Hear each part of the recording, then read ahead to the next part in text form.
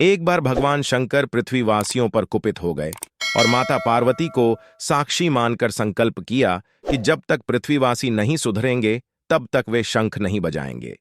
देव जानते थे कि शंकर भगवान शंख बजाएंगे तभी बरसात होगी। इससे घोर अकाल पड़ गया। पानी की एक बूंद तक नहीं बरसी। धरती पर त्राहिमाम मच गया।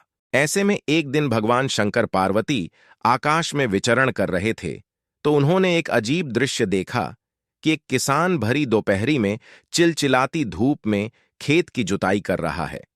पसीने में नहाया मगर अपनी धुन में बहुत मग्न। जमीन पत्थर की तरह सख्त हो गई थी, फिर भी वह जी जोड़ मेहनत कर रहा था।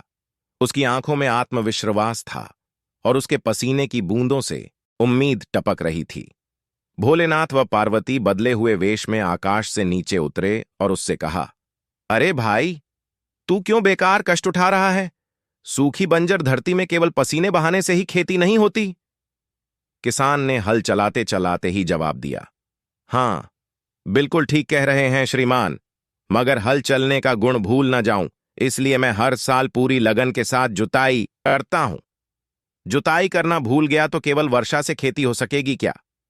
मेहनत का अपना ही परम आनंद है। मैं लोभ के लिए खेती नहीं करता।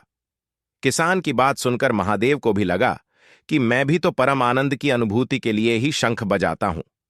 मुझे भी शंख बजाए 1 बरस बीत गए। कहीं शंख बजाना भूल तो नहीं गया। उन्होंने तुरंत अपनी झोली से शंख निकाला और जोर से फूंका।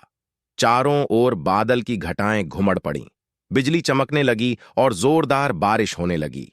इस वर्षा के स्वागत में किसान के पसीने की बूंदें पहले ही खेत में गिरकर चमक रही थीं। कथा का सार यही है कि हमारा जो काम है उसे अपनी पूरी निष्ठा से बिना किसी लोभ लालच के करना चाहिए। इसी में परम सुख है। जय भोलेनाथ।